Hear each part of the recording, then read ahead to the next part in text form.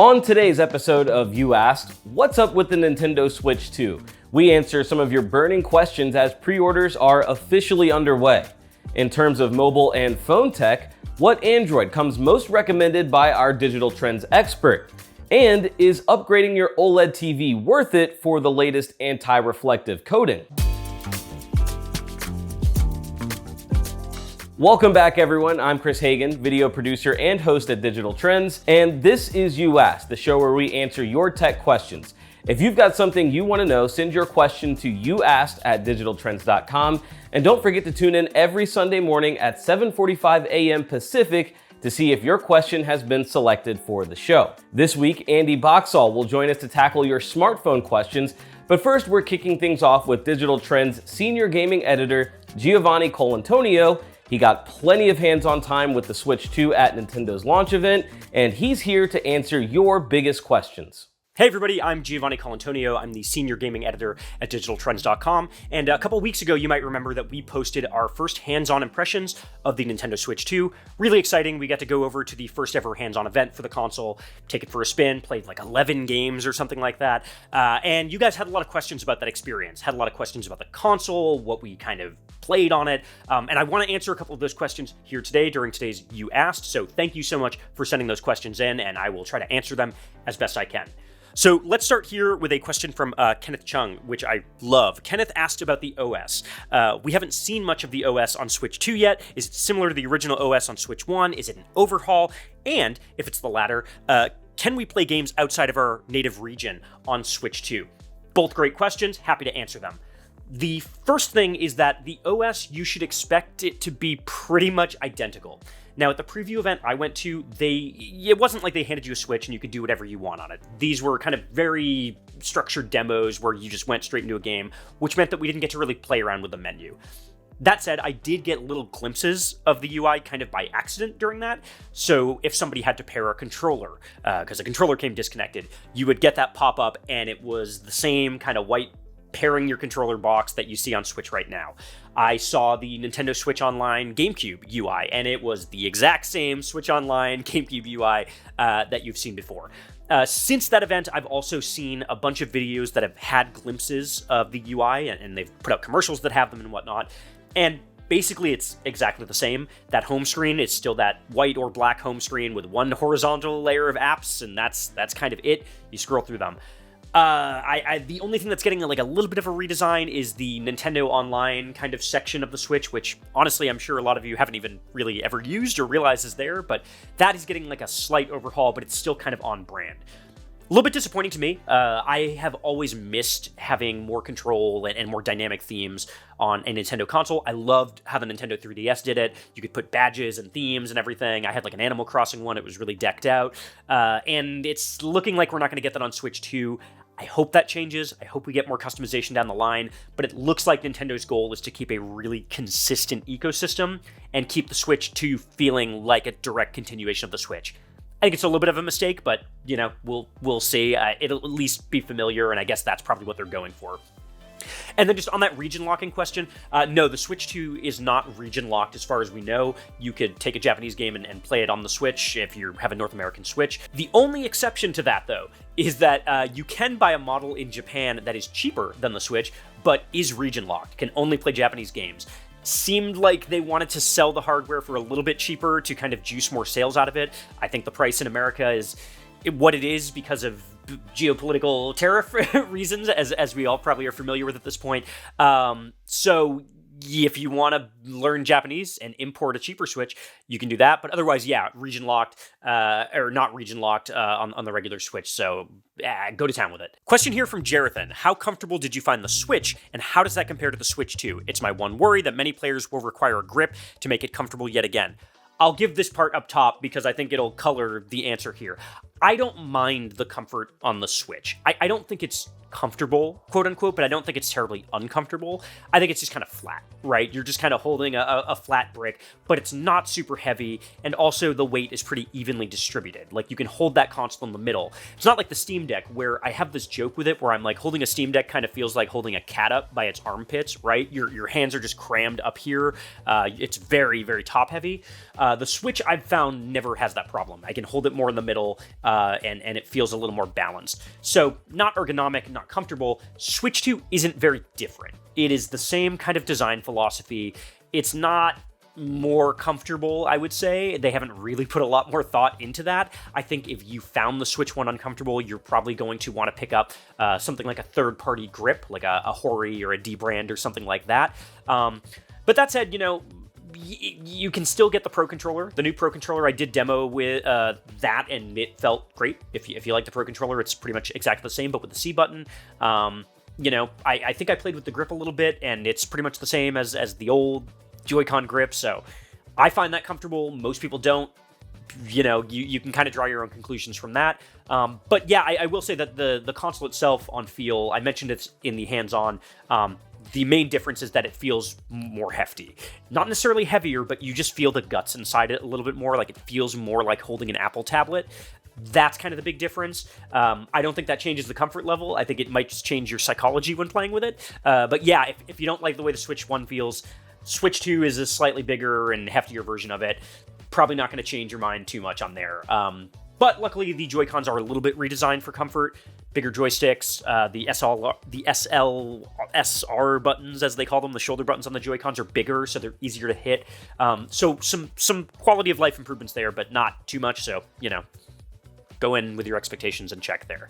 And for the last question here, I want to combine two questions together here because they are related. One is from Kenneth Chung, who's asking about third-party game compatibility, talking about the Microsoft-Activision merger last year, how Microsoft promised to bring Xbox games to Nintendo, and asked, can the Switch 2 does it actually have the power to run that? And I want to tie that into a question from Vicious Violet, who had asked about, hey, have we heard anything yet more about Call of Duty coming to Switch 2? I was actually surprised that Call of Duty wasn't in that Switch Direct. I would have thought that would be like one of the big third parties that you lock down. But I don't think that's a sign that it's not coming to Switch. Xbox kind of has to bring Call of Duty to Switch because they kind of promised it in their whole FTC case. It is in writing with the government that it is coming to Switch. In terms of how well games like that are going to perform on Switch, keep your expectations in check. This thing is not an Xbox Series X. It is not a PlayStation 5. It is more comparable with a Steam Deck, right? It is going to be more impressive when you're playing games on the go. It's going to be maybe a little less impressive if you are trying to play a third-party game docked on a TV. That said, there are going to be things that help make up in the kind of limitations of the tech there. The big one being DLSS. You're going to have that AI upscaling that games like Cyberpunk 2077 are confirmed to be using, which is going to help a lot to getting some of these fuzzy images a little bit cleaner. The NVIDIA chip that Nintendo's using also supports ray tracing. That's going to go a long way towards bridging the gap. But yeah, I would stress that this is a next-gen Nintendo console, but it's still a little bit behind what Xbox and PlayStation are doing. I don't know that you're going to see something like Hellblade 2 look and run fantastic on Switch 2. Starfield even feels a little bit like, can an open-world game that is that systems-heavy run on it? I really don't know, but I have been impressed by the third-party stuff that I have seen up close so far. Seeing Split Fiction, seeing Cyberpunk, those games running actually on that device, seeing Street Fighter 6 run on it and look really smooth and really clean, that's impressive. And I'm hoping that, DLSS can help fill in some of those fuzzy textures that I was seeing, when I looked at games like Split Fiction, you could see those kind of fuzzy edges. I'm hoping that tool gives developers a lot more room to kind of get the visual quality of the console up to par. But yeah, don't expect 120 frames per second Call of Duty on Switch 2. It's not going to be like that. 30 frames per second, probably fuzzier, but hopefully with a little bit of upscaling when you dock that thing, just to help it get over the finish line. So yeah, thanks so much, everybody. Appreciate all these questions. There were a bunch more. We have some articles on digitaltrends.com going deeper into our hands-on that hopefully answer those for you, and I'll keep those in mind for when we do our video covering the Switch 2 at launch, so stay tuned for that. That's it for me this week, but I'll hand it over to Digital Trends senior mobile writer, Andy Boxall. Thanks, Gio. We've got some great questions about mobile this week, so let's jump straight into them. The first is a really good one and is simply, what Android phone would you recommend? Well, thanks for this. And as we don't have a budget to go on, I'm going to recommend two phones. The first is the OnePlus 13. It has a classy yet still durable design, the latest Qualcomm Snapdragon 8 Elite processor inside, a battery that easily lasts for a couple of days, fast charging, and a brilliant camera with some really fun modes like Hasselblad's X-Pan. At $900, it's a lot less than phones like the Galaxy S25 Ultra, and it's my current Android pick. I gave it a 9 out of 10 in my review. If you want something that costs less, the Google Pixel 9a is brilliant, and at $500, it's reasonably priced. I think the flat rear panel looks great. The software is easy to use and it's so well designed. And the battery is also good for a couple of days on a single charge. The camera is solid, but the photos do benefit from some editing. I also gave it a 9 out of 10 in my recent review, and I'm still using it as my daily phone now. I think you'll be very happy with either the OnePlus 13 or the Pixel 9a. Our second question is quite involved, so stick with me. Which foldable phone will be the one to buy this year, we're asked. Buy a Google Pixel 9 Pro Fold or OnePlus Open now, or wait for the Samsung Galaxy Z Fold 7 or Pixel 10 Pro Fold later. Okay, let's start with the one you shouldn't buy, and that's the OnePlus Open. It was released at the end of 2023 and was only vaguely updated in late 2024, and there's no sequel coming this year at all. It's a good phone, but I don't think you should buy a 2023 phone in 2025. The Pixel 9 Pro Fold is excellent, and it's actually my favourite Pixel 9 series phone. It's still relatively new and still a great purchase, even if the $1,800 price hurts even to say. If you need a phone right now and want a foldable, go for it. I don't think you'll be disappointed. As for the Pixel 10 Pro Fold and Galaxy Z Fold 7, it's early days, and the rumours out there aren't giving us much to go on. But speculation seems to be that neither will be dramatically different to the previous models, so no surprise there. If you don't need a new phone today, there's no harm in waiting to see what both these phones are like, but you'll probably have to wait another 6 months to find out. If you're waiting for a price reduction, this seems very unlikely. A folding phone is an excellent choice if you want to do a bit of everything on your phone, and I'd choose the Pixel 9 Pro Fold now. Get it and enjoy it, is my advice. We did get another really intriguing question I wanted to address, as we were asked at what percentage battery health is it reasonable to replace the battery in your phone? So I found this interesting because I think you should be guided by whether your phone's battery still meets your requirements or not. If it still lasts the amount of time you require, then leave it alone. Once it becomes a pain, then it's time to think about a replacement. Don't get hung up on battery health check stats. Also, I'm going to assume you want to keep your phone for a long time if you're considering changing the battery out for a new one. If so, in the future, take a look at a phone like the HMD Skyline, which is easily repairable at home.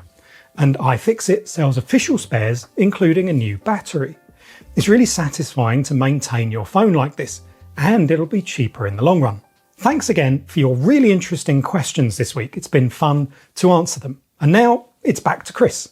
Thank you, Andy. We conclude this week with a question from Luke, who says, I currently have an LG CX OLED in my house, an awesome TV, but the screen is literally a mirror.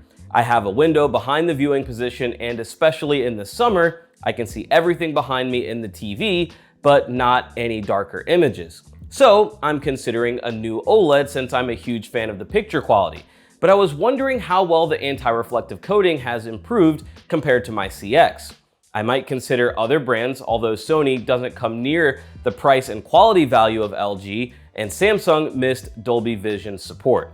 So Luke, to start, anti-reflective coating year after year continues to improve across the board, especially among the brands you mentioned. And having seen a few of the latest and greatest in person, including LG's G5 and C5 OLED TVs, they look incredible.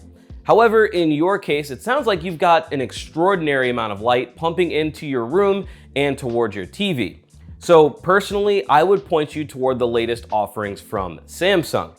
They broke out their polarizing anti-glare technology in 2024's flagship OLED, the S95D. We've got a review and specifically a deep dive into it in previous videos on the channel if you want to check those out. But now in 2025, they've expanded that anti-glare tech into the QLED Mini LED series as well.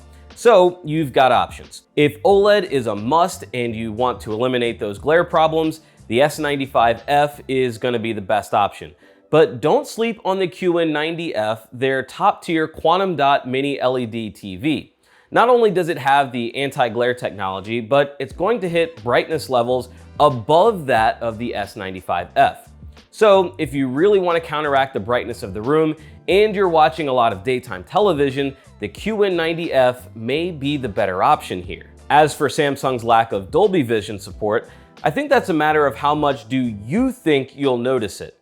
To the really trained eye or someone who has a strong preference built over time, maybe you do notice. But I've been living with Samsung's QN90C, the 2023 model, for the last year and a half, and I've watched everything from cable TV and sports to HDR content and movies and shows via streaming apps.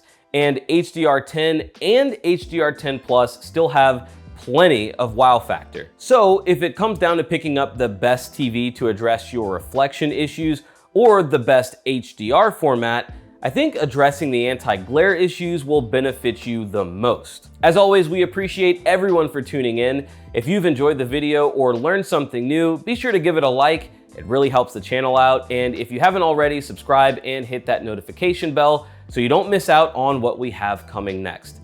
Until next time, be sure to check out more of what we have to offer on the channel and have a great week.